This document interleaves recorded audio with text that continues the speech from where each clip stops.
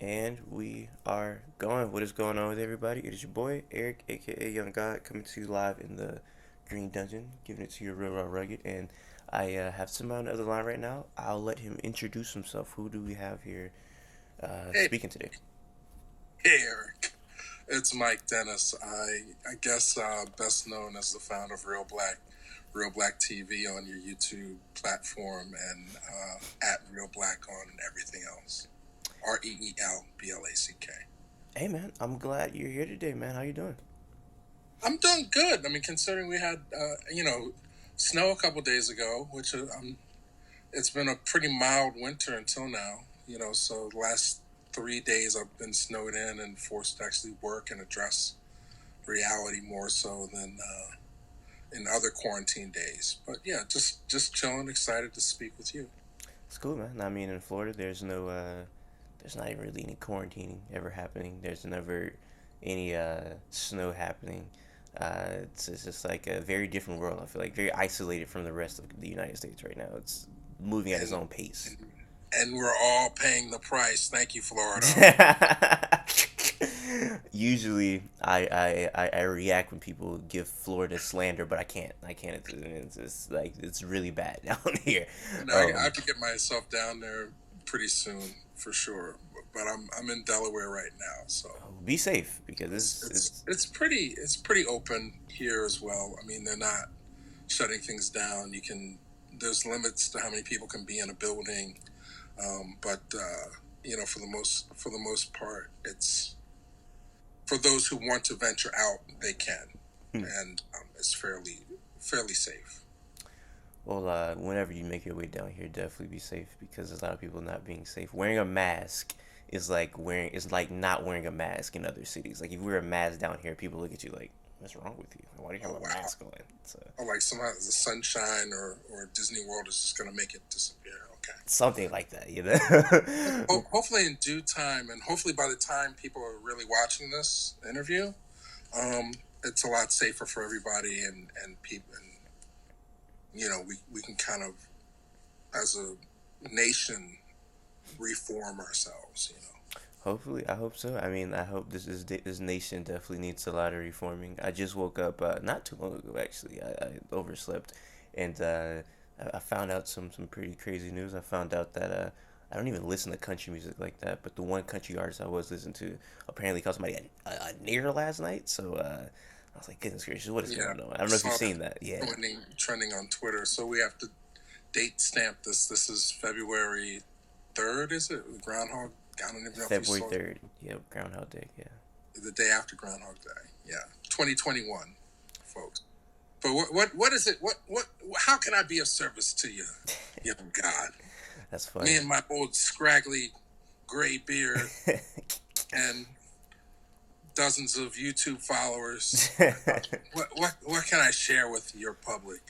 Well, I guess I can just start off on how I even found out about who you are and what your channel is. Let's start there, at the beginning. So, I wrote this down so I didn't forget about it because I almost forgot the title. It's a long title. So I was on YouTube, and you know everybody gets on YouTube, and you get on that side where you get recommended something that you just wasn't even expecting to get recommended. One of those days, I can't remember what I was watching to get recommended this, but the video that started all was I forgot to write the guy's name down, but he was doing the lecture on the countering the conspiracy to destroy black boys. Okay, Dr. Jawanza Kanjufu. Yes. Yes, and I watched that, and he was very interesting in the way he spoke to me. He very great speaker. He talks. He just talked really well. So I was like, all right, this is interesting. Is this his channel? So then I checked. See, it wasn't his channel, and I'm just going through all these videos, not watching them at the time, but just looking at the titles and the thumbnails, and I'm like, what? This channel is like really insane. I'm like, this is like this has everything about like blackness. I don't think he left anything out. Like, and I'm like, he's still updating. I'm like, I don't know how he's doing this. Like, he has everything from like the 40s until now. So that blew my mind. And then I wanted to see who channel this was, and this was last year sometime. This is like early last year when I found this out, and I seen more about you, and you were just very interesting to me, man. And you had a lot of content and a lot of things going on with yourself, so I had to talk to you, man. You're just very I, very I interesting guy, appreciate you. man. Thank you. I appreciate you reaching out. For sure. Thank you. And I guess we can kind of start with So yeah, so to clarify, the channel we curate, our mission is to entertain, educate, enlighten, and empower through the magic of film, Black people. So on the channel, you'll see interviews that I've done. Most famous, the 6-hour series we did with Dick Gregory, the late great Baba Dick Gregory, and then it's augmented with things that we've curated from different collections and archives that are around. Basically, is how I'll say it. And so, yeah, one of the challenges I always say is if you go to YouTube and you put in your year of birth and then the word ReelBlack and then see what pops up. It's always interesting, because it'll bring back a flood of memories. that's interesting. I'm gonna Or definitely do and that. things that you probably didn't even know existed. So I'm gonna definitely do that. As soon as I get done with this interview, I'm typing that in and see what happens. okay, And yeah, I think it was interesting because as I learned more about you, I learned that you were much more than a YouTube channel. So that's what even blew my mind. Like every time I learn something more about you, I'm pretty sure it's gonna happen in this interview. I'm like, he did that too, or he was doing that too. Like it's probably something I don't even know at this point. And I think the first thing that I seen that was like, huh, is the Chris Rock documentary. So yeah. I kind of want to start there and kind of learn like how did that come about? Like how deep in film were you at that time of the Chris Rock documentary, and explain what that was about. Who is Chris Rock? 1989. We actually were doing it around this time in 1989. Mm, This is the earliest piece of work that I made that I actually share with people. Um, and it was a class assignment. mm, I was a student at New York University, undergraduate film program, and I was taking a documentary class. And my friend who was in the dorm, he's a comedian now. He was a fledgling comic then, but I knew him as a film student, Judah Friedlander. He said, "Hey, I'm going to go up to the comic strip, which is a nightclub in New York, and see if I can get on and perform. Do you want to go with me?" And I'm like, "I love comedy, of course." And as soon as I walk in, the minute I walk in, I look across the room and there's Chris Rock standing there. And I said, "Wow, that's Chris Rock." And I just seen him during the summer break on the Joan Rivers show, which is interesting.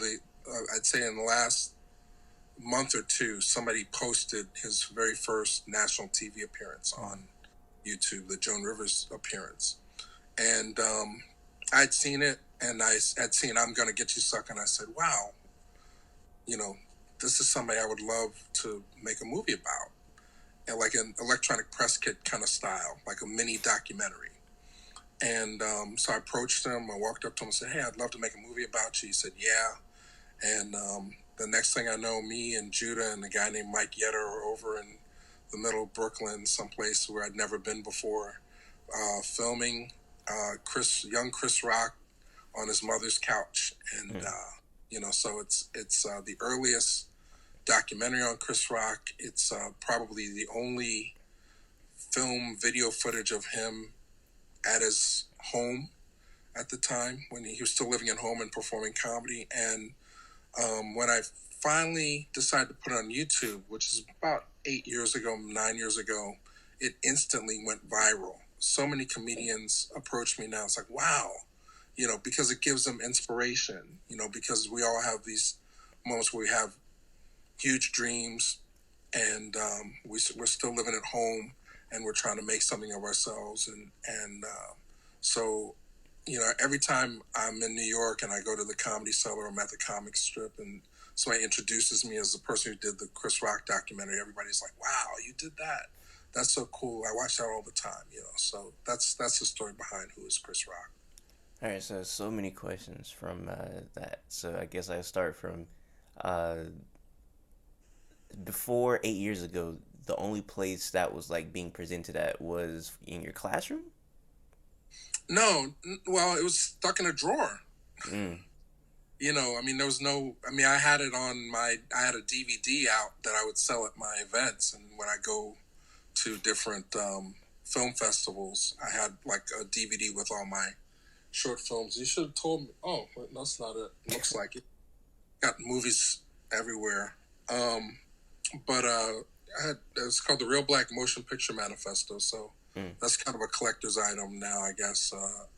It has all my early short film work on it, student films and short films that I was doing at the time, like early 2000s. So that you could see it there. And then when YouTube started, I said, let me just put this up and see what happens, you know. And I think it had 7,000 views the first day. An aggregator, like I think Huffington Post or somebody picked up on it. Mm. And somebody had re-uploaded it and they had gotten all these views.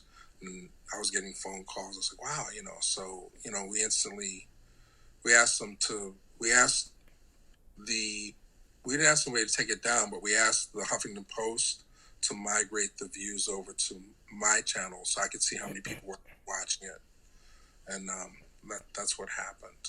That's beautiful. That's beautiful. And in 1989, obviously I wasn't alive during that time, so Well, I yeah, we have time machines. It's called definitely. YouTube.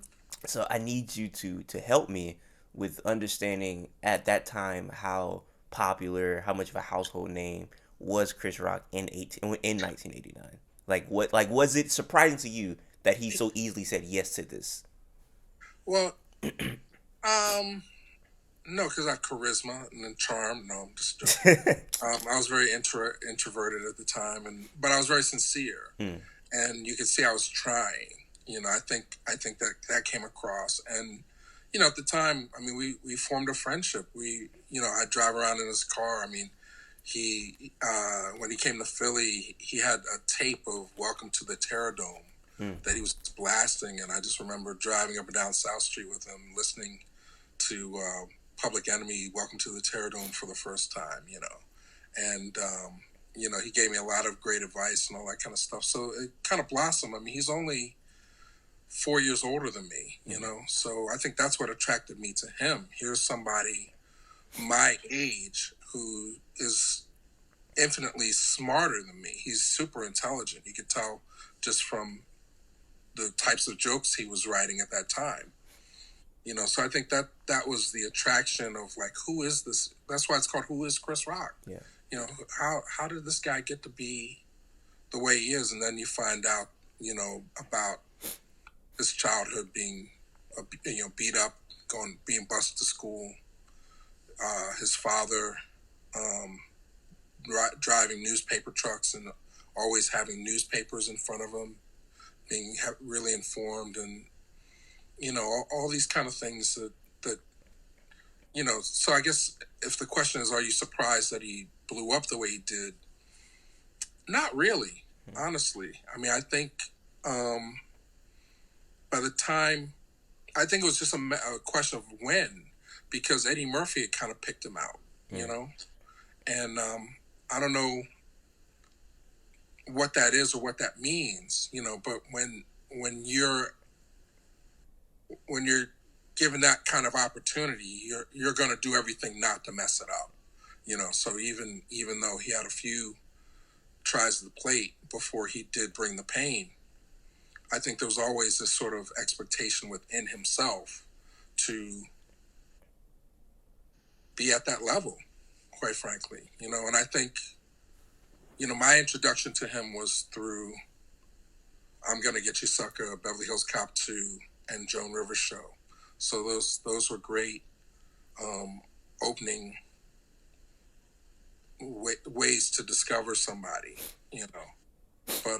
But I think for a long time he was sort of a cult item. There were a lot of people didn't know what to do with him, you know.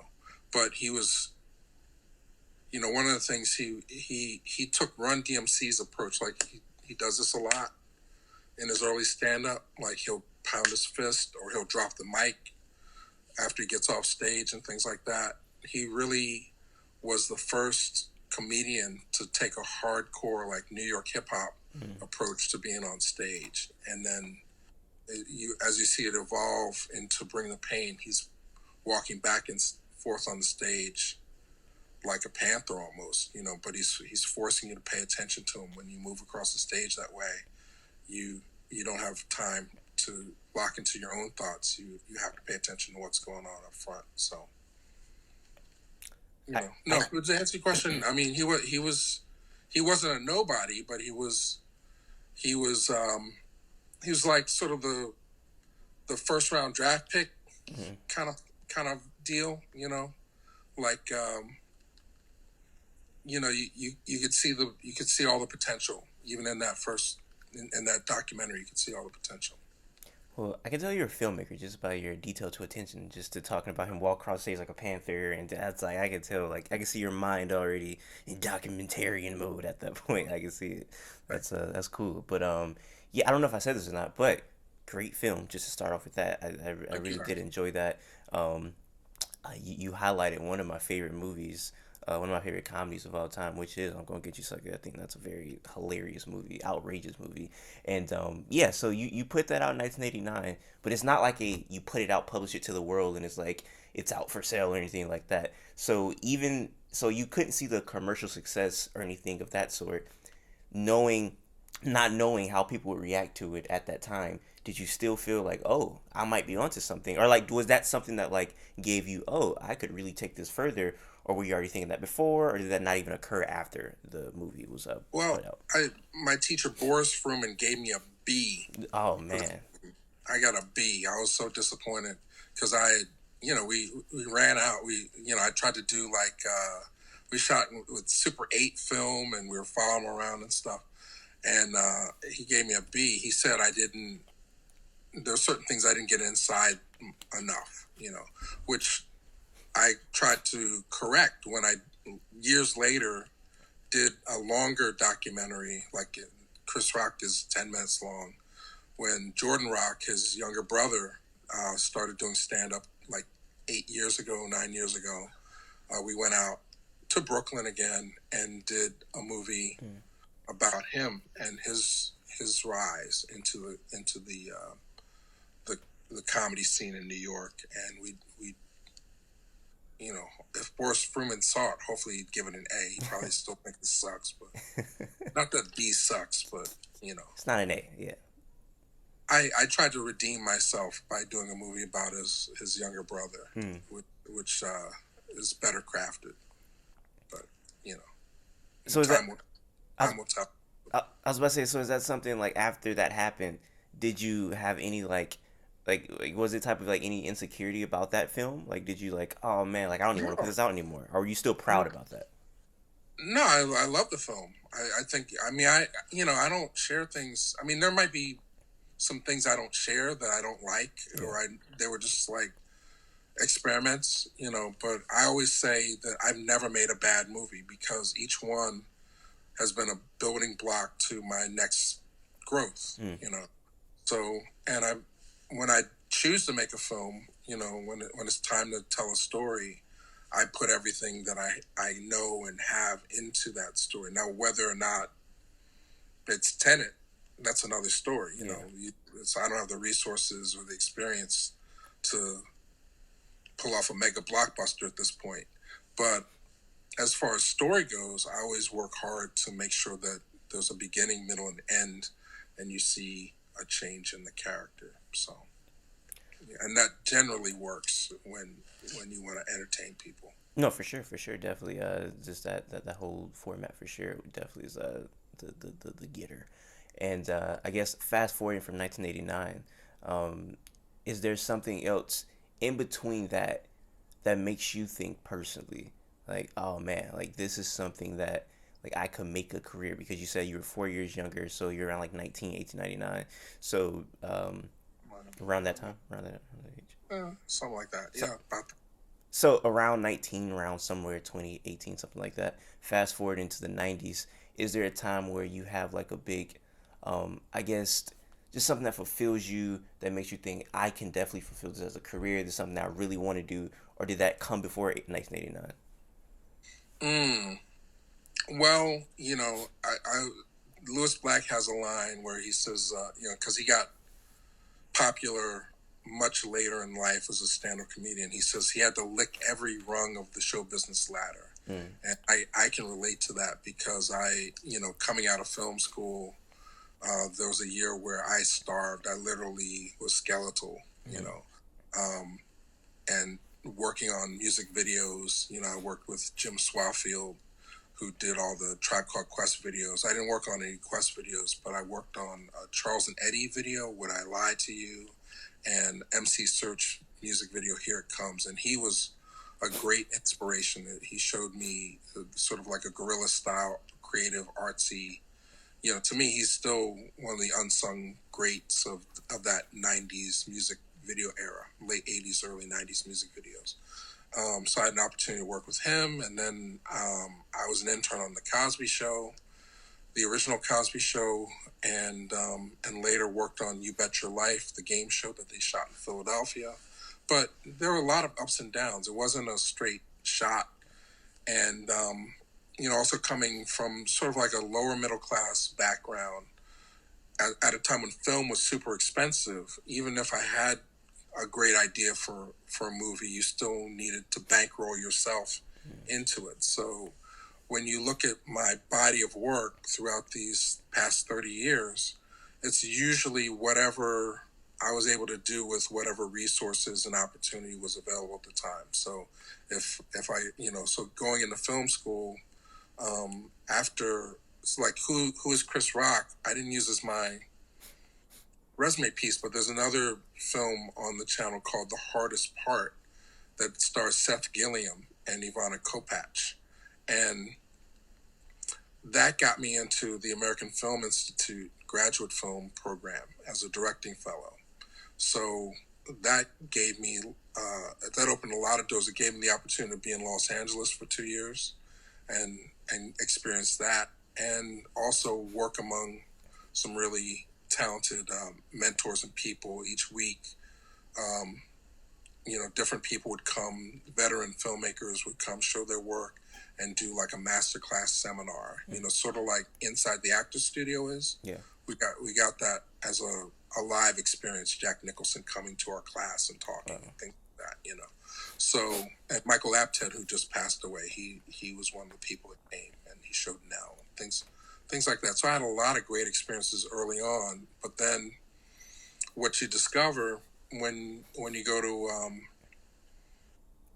a film school like that, while you're there, you're the king. The minute you get that diploma, you're on the ground with everybody else. And if you don't have that next step in mind, you could lose a step or two steps or three steps, and not having the resources to stay in Los Angeles, I ended up coming back to Philadelphia, which has slowed down my progress in one respect because I'm not around that many people that are really actively in pursuit of the same dream that I have. But at the same time, the creative community here has been so great that I've been able to do things basically on the strength, just out of love. And we are the city of brotherly love here. That my like running a screening series for 17 seasons, Mm. basically getting theater space for free to be able to show movies by my friends for 17 years. That was a gift. That was a blessing that I don't think anybody else could have done in any other place but Philly. Because like if you tried to do that in New York or even Florida, the chances are you're gonna have overhead. People are not going to want to be in a creative partnership with you from dollar one. And then having the opportunity to work with Ava DuVernay for 5 years with her Array Collective was great. Bringing her slate of movies to Philadelphia audiences, introducing her, helping to build her grassroots fan base and foundation that she has, was a great opportunity. But it's all steps along the way. I don't at this point, just so many working on Beloved, with Oprah Winfrey and Jonathan Demme for a year, that validated what I was taught in film school. I got to be on an actual working film set and be there long enough to befriend the director and be able to ask questions and have him look at my work and give me feedback and things like that. So, you know, every step along the way, there's been encouragement. So, and even talking to you now is encouragement. So I thank you for that. Hey man, if the boy in the bonnet can give you some encouragement, man, I'm happy to do so, man, because that's coming from a person who I look at is a very, I say interesting, but you have a lot of genius ideas, you have a lot of creative ideas, and that's something as a person who wants to create things I look at, and I give all praises too, because I feel like it's not easy to be creative. It's not easy to be creative for a long time, because maybe we've all seen people be creative for a little bit in their careers, and then it feels like all those juices just kind of ran out, like they kind of just used all the water in their well. But I feel like you still being creative, still keeping relevant in what you're doing. That's something that anybody, even outside of film, I feel like should admire, and something I admire. Well, I mean, if I were to suggest things to you and your audience, I'd say just try to be around smart people who are doing things, and you know, just be don't be afraid to be yourself. I was very, very introverted and shy, um, to the point of awkwardness for such a long time, and there were people around me that they could see things that I couldn't in myself, Mm. and they would make suggestions about how to bring them out. So there was a juncture where, and that's a big word, juncture. There was a moment in time when I wasn't sure if I was gonna be able to stay in Philadelphia. I was caring for my grandmother and be able to make movies. So Mm. they said, you have a degree, you should teach. And it was like the worst experience of my life, because the kids weren't that into it, and it was just like, I try not to do things strictly for money anymore, but it did force me to learn how to deal with people. And then the flip side of that coin, a couple years later, I had the opportunity for almost 3 years to be a host on WURD radio and talk about film. And that's where I really came out of my shell, because every week I had to come up with topics and try to engage an audience that I couldn't even see for an hour, and be entertaining and try to give people an amplified version of my true self.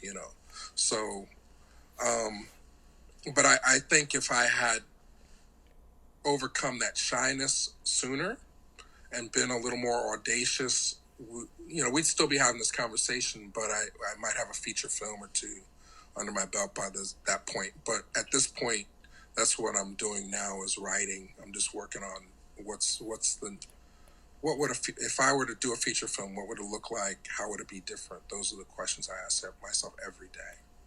Now, I want to get to that, but something I have to ask, because just talking to you, you're a very wordy guy. You're a wordsmith, real black. Like, that's pretty witty. But you say you were introverted, so I feel like I might know the answer to this. Maybe I don't. But was there ever a time where you like were writing Nerd. rhymes, rapping, or anything of that sense? Because you're very witty with your No, words. no, I not at all. No, and I didn't want to do music videos because I'm not. I love hip hop and I love rap music and all that stuff, but I was not going to be in front of the camera. Yeah. I would, but I did love comedy. I mean, if I had a different demeanor, I probably would have tried stand up. Mm. I think my sense of humor is a little weird, but if you see some of the work, um, you'll see. There's one film in particular that always gets a laugh, and it's like 20 years old. I can't put it on YouTube, but I'll send you a link or something. It's called Foot Rub, Mm. and even though we made it before you were born, it always gets a response out of people. So it's about a guy who believes that if he can just give his girlfriend a foot massage, he'll win her back, and all the different hoops that he goes through to get to it. So it's a bugged out movie. So I could see you doing the comedy thing because I feel like in a lot of your films and a lot of things, I feel like you find I could be wrong, tell me if I am, but I feel like you find interest in like absurdity almost sometimes. Like things that like the foot like even that concept of foot rub, like I can get my girlfriend back if I like the concept of absurdity and you well, it's a metaphor for some other type of behavior, but don't spoil it because I do feet want are to see always it. funny. Yeah, Feet are for funny. sure. Feet, hard consonants are funny. There are just certain things that always work in comedy. So No, for sure. I mean, it's something like I've feet been and farts. feats and farts. The two F's are always definitely funny. And I was gonna say I feel like I've been watching a lot. I don't know if you're familiar with Kevin Wilmot. Yes, yes. We have a 1 hour interview with him on the channel. I love Kevin, Oscar winner, Really? Kevin Wilmot. Yeah, Yes. I interviewed Kevin last year, so that was pretty cool. And brilliant guy. very, very, very bright and funny dude. And I look at his films sometimes, and he finds absurdity. So just those, and I know he's into comedy. So when I think of you and I think of absurdity in him, I could see that all meshing together, and I could see you in a parallel universe, definitely being some stand up Chris Rock type guy. Yeah, well, he's thank you. He's Kevin is Spike Lee's co-writer Yeah, on Black Klansman. For those who don't know, and he did a movie called Confederate States of America, which is too dry. I think it's a satire of what if the Confederacy had won, and it has all these fake commercials that are just they cut so close to the bone. It's like, is this supposed to be funny? Because it's really making me cry. This racism is painful, but he's super smart. I mean, so just for you to mention my name along with his is flattering. So for sure, for sure. CSA Consider Face America is definitely one of the most brilliant movies. And I guess kind of because it's funny, I found that movie on accident. Was it on YouTube? I can't remember, but I feel like it was a very similar way I found your YouTube channel and kind it of wasn't on like my channel, Kevin. I didn't. I'm not stealing from you, Kevin. definitely no, it wasn't no real black. It wasn't no real Well, black. yeah, don't. I mean, we do some things, but Not that. I don't need Kevin calling me. No. It wasn't He no hit real me black. upside the head with his Oscar walking out of my apartment, and then he get clocked with his freaking Academy Award. How dare you No, taking Kevin. food out of my baby's mouth? Was not on real black, but I feel like I found it in a very similar way where I wasn't looking for it. So I guess kind of fast forwarding until like when did you think before even real black when did you realize like the internet could definitely like I guess enhance and kind of broaden people's view of you and kind of broadcast your stuff to the world. I didn't. I still don't. I don't have a perception that way. Mm, I mean, I know we're fast approaching 1 million subscribers, and what that means to me is that people are getting smarter. mm, Because I just refuse to be in a world surrounded by a bunch of ignorant people. mm, So if I can claim my tribe, I want them to be smart. I want them to feel empowered, and I think we do that through film and storytelling and images and mythology. And it's up to us to create our own mythology because white folks are not going to do that for us. So, I feel a great pride and whatever the risk is in terms of this copyright situation that we're in right now, where we're not able to put new videos up or we may lose the whole channel, whatever it's been a good ride in the sense that I know we've affected millions of people in terms of the way they see the world, mm. and that's all I can stake claim to, and I give the majority of the credit, the enlightenment that I got from Dick Gregory, because that was the turning point for the channel. He was the first person where we literally interviewed him for like 2 hours straight, and we were expecting to interview him for like 15 minutes. Mm.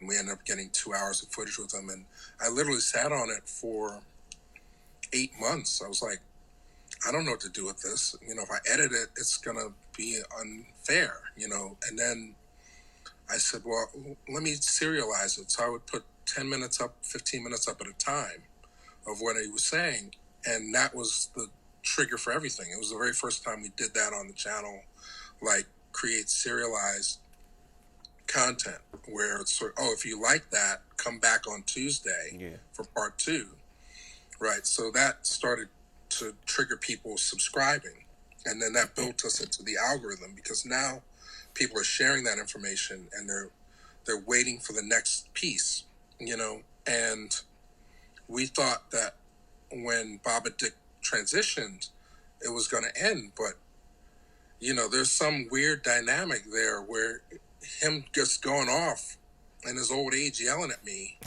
and I'm scared to death is almost like people watch it like they watch reruns of the Jeffersons or Sanford and Son or Yeah. something. It's like, you big dummy, don't you know, Michael Jackson was killed by a laser at 2:00. It's like, oh, I didn't know that. Now you know, nigga. So shout out to Bob and Dick. But so that was the first time that we serialized content and put it in long form. And that's what triggered the whole viral sensation thing. And then the next pattern was now that we know to put things up regularly, what is it that speaks to our audience? Yeah. And that's when we started digging in the archive. I used to work in a video store, for over 20 years. So I have a very deep knowledge of, obscurities, hard to find movies and things like that. And so does my podcast partner, Charles, so we started taking things from our collections that we felt were otherwise impossible to find and start to share them on the channel. And that's helped us grow immensely, especially through the COVID and the George Floyd. A lot of people never saw video of Malcolm X in color, so we have some of that up, him speaking, or James Baldwin, or some of the people whose voices in the past still resonate, so again, entertain, educate, enlighten, empower. That's crazy, and I wanna touch on that, but I want to retract something. The first video I've ever seen on your channel was the Dick Gregory interview. Now that I think about it, because I remember watching this before I subscribed though. This is like when it probably like first uploaded. It was a very long time ago. I remember watching it, and I remember thinking like, if I was doing this interview, I don't know how I react to this. Like he was like going in sometimes, and I was like, man, I wouldn't know if to be offended or just say yes, sir. I wouldn't know what to do. Like, what were you thinking during those times? It was traumatizing until the first check came. Then I was like, but I still didn't, we would have done another one just to talk about health. Yeah. Because I think that was his other thing. But a trilogy was what I was hoping we could get out of it. So it's truth, wisdom, and understanding were the headers for those interviews. But people still to this day wonder what he would be saying about all the stuff that's going on now, and I'm sure he would have more than enough. I mean, he would, he'd be Saint Dick. He would, if Dick Gregory was alive today with his theories and the way he thought and everything he knows, he would be the king of everything right now, because his insight forces you to think. It triggers parts of your brain that you're not used to using, So, but no, it was frightening. It was traumatizing, But, and I looked at it as like a job. I said, it's not like, there's a responsibility to get the story, So if he's going to yell and you're not really sure why he picked that moment to yell when he could have yelled at any other 15 other things, you just take it, deal with it, and then because my job was to be the conduit to share that information with people, like it is with everything that's on the channel. There's a difference between information and content and entertainment, so I think information should be free. Can you please break the information versus content? I've never heard that before. Well, there's things that are just there to fill gaps.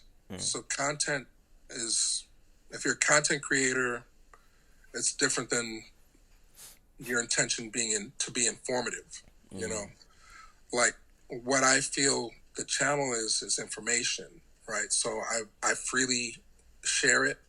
I want you to use it. Content maybe is a little more proprietary, and then entertainment. There's no other intention but to give people a fun use of their time to distract them from their day. Yeah. You know, and so and then I think there should be a premium placed on entertainment. I think entertainment should be sold at the highest possible going rate. You know, so like if you said suddenly, if we're talking, we have a conversation, that's information, that's content, freely share it. But if it's suddenly like, Mike, I want you to start singing, it's like, okay, well, that's how much of the ticket's going to be. And I'm going to need wardrobe, Yeah. to give you the best possible performance. It needs to cost, it has to cost money for me to give you entertainment that is at the level that you're accustomed to paying for. Not gonna Even lie. if you get it for free, it should feel like you have a value to it. It's worth more than your time. It's like, wow, I wish I could do that. You know what I mean? I'm not gonna lie, man. It's a lot of information on ReelBlack, but I also feel like it's a lot of entertainment on there as well. Like I'm That's all. entertained watching. I'm informed watching. I'm intrigued. Like I'm everything watching stuff on that channel, and I feel like you do a good job at curating and picking what's going to be on there, probably filtering what's not going to be on there. It's a great job you do on that, man. That's the most fun part. Is like you start. When we're on a roll. Like right now, we're sort of like in limbo, but you program like you hit hard. Like, all right, Monday, Dr. Khalid Muhammad. Tuesday, Malcolm X. Wednesday, Claude Anderson, and then you put Gary Coleman. Or you put like, 2 Live Crew. Yeah. It's like, what? Wait, hang on. Wait. You will throw something out. I'm like, what? When the Malcolm X, the 2 Live Crew? 3-6 Mafia. What? Wait, stop. What are you doing? You do got It's like, 3-6 yeah, but it's black, but what it does, it locks people into the algorithm that ordinarily wouldn't be paying attention to Malcolm X, and then other people do it for you. You're like, there's one Malcolm X video interview at Berkeley, and some rapper, I wish I could remember the name, sampled part of it.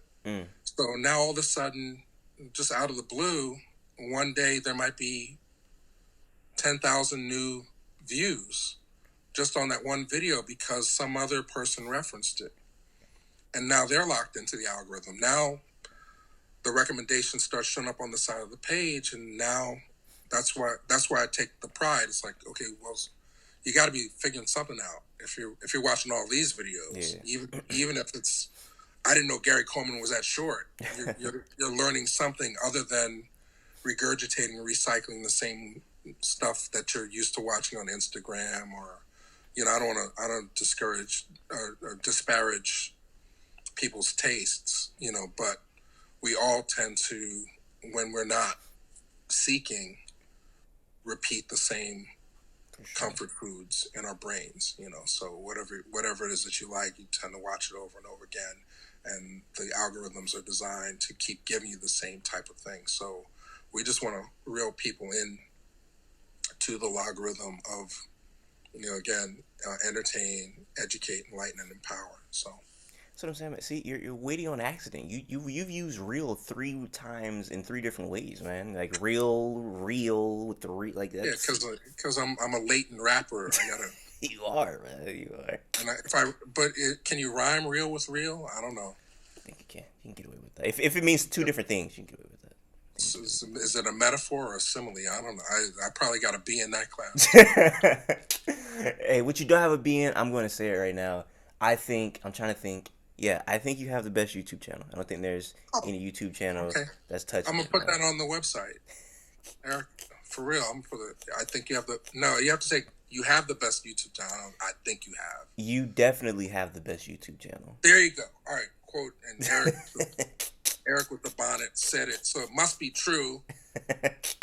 That's hilarious. I don't want to keep it for too long, man. But there's two things I do want to end off with, and it is the you kind of touched on it, the whole I guess copyright situation because I see there's not being a lot uploaded. Can you please explain? Because I seen you made a video about it, but I still was kind of confused. Yeah, I mean, I'm frustrated at this point. I don't know what I did to piss the gods off, but Mm, basically, we're allowed. Anyone is allowed, not just me, but to upload videos to YouTube with the understanding that if it violates someone's copyright, they have the right to issue a takedown strike. yeah.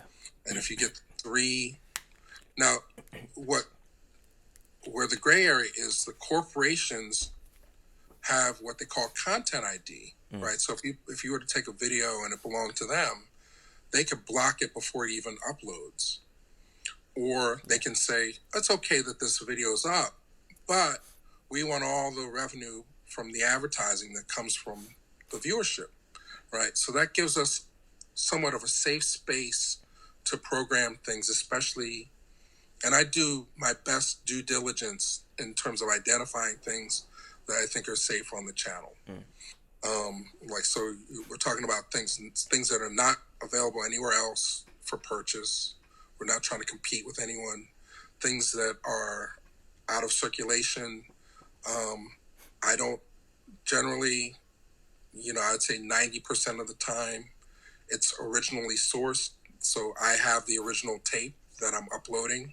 If it's something, or I'm making it 100% my original content, like I'm seeking out someone to interview and I'm doing it, so that within my own sense of ethics works.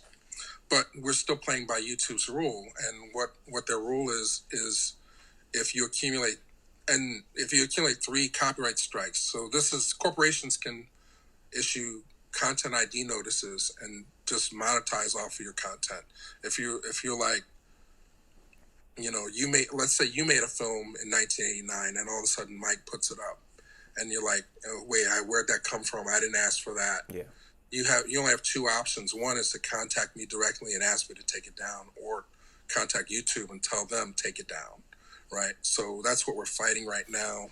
And what I didn't realize, normally a copyright strike, with after 90 days it expires and then it resets your window. But what I didn't know, and I don't know if this is a new thing or if it was always there, if you have three strikes simultaneously, they never expire. Yeah, that's an old thing. It's older, Mm-hmm. so they never expire. And so we're stuck where we can't upload any new videos until or unless we get one of those three strikes to retract it and allow for a voluntary deletion.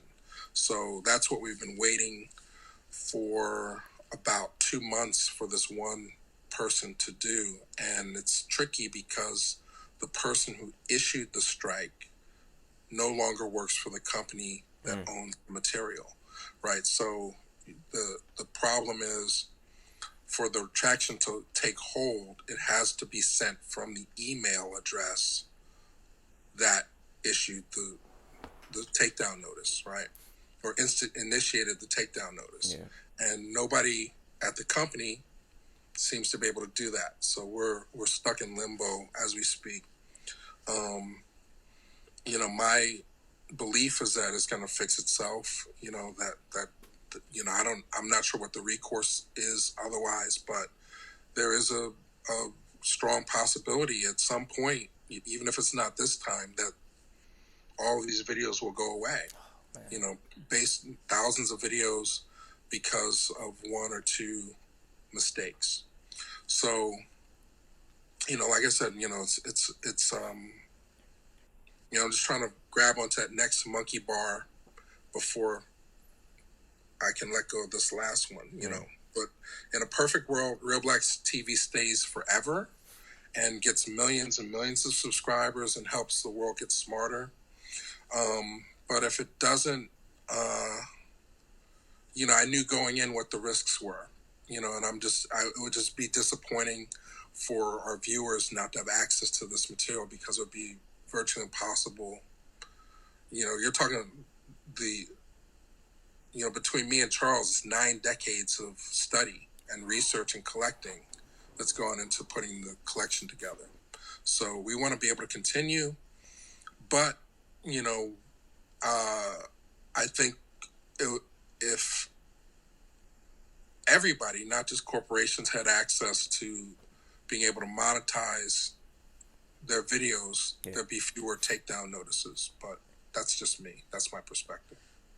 Shoot, man, I really hope that, like you said, with God willing, we could definitely keep that channel forever, because it's enlightened me on it's enlightened me on a lot of things, and I feel like it can enlighten way more people on way more topics that they might not be privy to. Because while I might be privy to a Malcolm X, somebody might not, maybe a younger person or even an older person, I just never got into that ideology that he speaks. Or just reminders. I mean, Yeah, that too. that's the bigger thing, is that so much when talking about Black people, people of color, people who have been oppressed, or whose been groups have been marginalized, disenfranchised. We're taught immediate gratification. We're taught to be consumers. We're Mm, not taught always to be thinkers. yeah. So what's great about YouTube and all of the internet is that if you have any level of curiosity, you can pretty much find the answer that you're looking for and then some. So I think I think we should all be documenting one another. How cool. I mean, we're talking now. What does this piece of video have in value 10 years from now? When we're both further along on our journeys. Yeah. And just to be able to record that and look back, not just for ourselves, what were we thinking, what were we saying as a journal, but just like the Who is Chris Rock, what does it say to the world?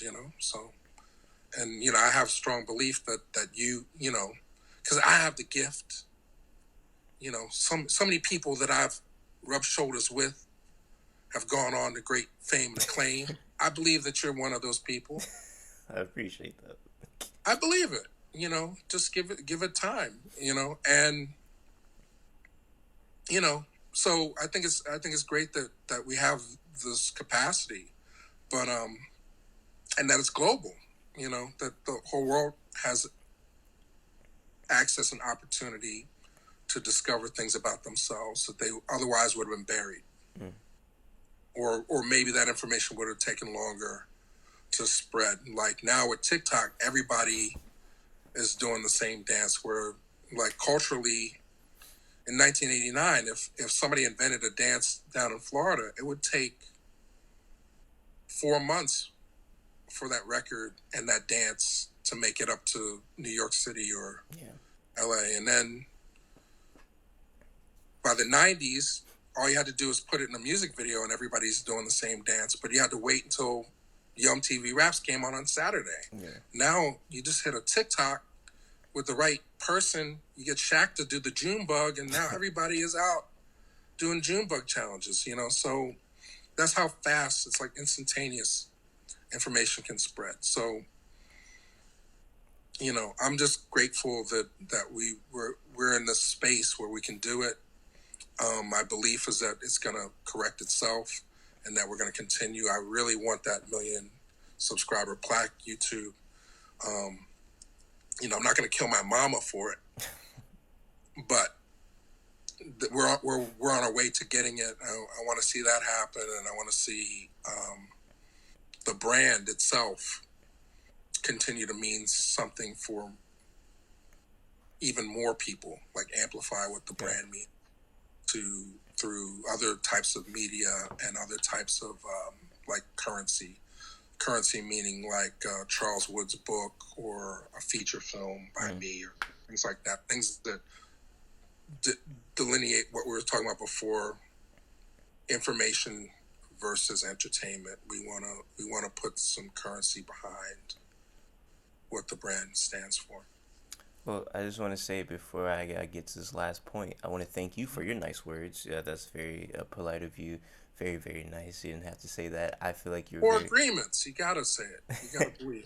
But I'm sincere about it too. of course, and you're such a, like I said, you're such a smart guy. Like the way you think, and I really admire the way you think. Like I look at the internet the very similar way in the way that it's brought everything together because back in the '90s, like when you were in New York and Philly, that slang would probably stay there. But now everybody uses Florida slang, New York slang, this and it's so crazy to me because the when you bring up the Junebug challenge, the guy who made that song, I went to high school with him. So Wow. so now to see him be like global, it's like, yeah, you were just like in Jacksonville, Florida, like it's crazy. So yeah, man, it's wild, man. That's what they mean when they say the world is flat. I don't think they mean it literally. I hope not, because you know that's backward thinking. But I think the way we're about to go into hyperspace. Mm, I hope people realize that. I hope people realize we're about to reach another level of enlightenment where we're about to go into hyperspace. Time travel is not too far from us. I think interesting. in the mental sense. Don't waste your time building machines to move your physical form. That's a waste. But we're at the speed of thought, and, Mm. and technology's right there with us. So it's gonna be fun. I can't wait. And I guess to close this out, there's been a lot of feature films coming out about black historical figures. I know one's coming out this month, if I'm not mistaken. What is it? The Judas and the Judah, Black Messiah. Um, I've that's I've interviewed quite a few times two of the people that are writing on that movie, the Lucas Bros. Shout out to the Lucas Bros. Very okay. funny guys, and Yeah. I don't they're comedians, so I'm very interested to see how they take a very serious movie like this. And I kind of come to ask you any thoughts, like are you interested to see that movie, and as well, what is your favorite movie depicting historical black figure? Interesting questions. Well, I mean, I can't criticize a movie I haven't seen yet, and I missed the Sundance stream of it, so I have to wait like everybody else. I'm a big Shaka King fan. I'm excited for him. I like Daniel Kaluuya. I'm not going to get into the ADOS thing. It's just the way things are right now. British actors tend to play Blackest American historical figures. I have no power control over that. Yeah, But it is an interesting pattern that should should be addressed yeah. by certain people. I'm not gonna. The proof is in the pudding. If the movie works, the movie works. Um, Favorite? Hmm. Hmm. Historical figure can't be fictionalized. Um, we were just talking about James Earl Jones in The Great White Hope, but he plays Jack Jeffers, not Jack Johnson or something like that. So that doesn't count. Um, mm, mm, I can't get too irreverent. I don't I don't know. Well, the most obvious is gonna be Denzel as Malcolm X. For my generation, I'll give it to Denzel all day. Mm. And Denzel as Malcolm X is my favorite. That would be mine. So that's a great pick. That's a great Okay, pick. you already knew the answer. I already knew Wait, it. I had to think hard. Who? Yeah. And King Dick is in the King Dick. That was good. This movie's on the channel. I forget the name of it. But he's playing a Haitian revolutionary, Mm. William Marshall. Uh, Very dynamic role. But yeah. I mean, how many good ones do we get? That would be my question. How many? You got to narrow it down first. How many good? Like Nina Simone? No. Miles Davis? No. You know, Jimi Hendrix? No. So, Ray. Well, that's a historical figure, right? Yeah, Ray was a good one. Mm, I'll still give it to Denzel. Ray was good though. For sure, for sure. I maybe would throw Ali in there. Ali was pretty decent. Nah, Nah. not even when Ali played Ali. That's hilarious. There's nothing. There's nothing. I like Will Smith. I do. But I not like that him, one. but nah. Okay, okay, for sure. It was too. You have to. It can't just be a straight imitation. Mm. There has to be some weight behind it. And what I feel like that Ali movie did, both versions of it. There's like a long version, a longer version of it. They basically created scenarios for Will to operate in, Mm. but it didn't really carry a story, Okay. you know. And Ali's not the most difficult impression. Yeah. You know, you can see One Night in Miami, I was just gonna not the bring that up. most difficult, Yeah. not the most difficult impression. So I can't give Will Ali not for that one. But he's done some good work. For sure. For sure. Well, hey, man, I appreciate you coming through and talking with us. If you have any last words to the people watching, let it be known. They black. I'm assuming you're black watching. It could be anybody. It could be Martian for all I know watching this video. But just try to stay informed and entertained. Like balance your Mm. intake. Don't get too serious. Don't get too crazy. You know, pay attention and hopefully, if you like what you see, tell people about the channel and share the information with folks. So everything helps us to get to the next level, whatever that is going to be. So, and I thank you. Of course, for everybody watching right now, I appreciate you guys. Until next time, I say what I mean what I say. Haters are gonna hate, players are gonna play, and you guys holler at your boy.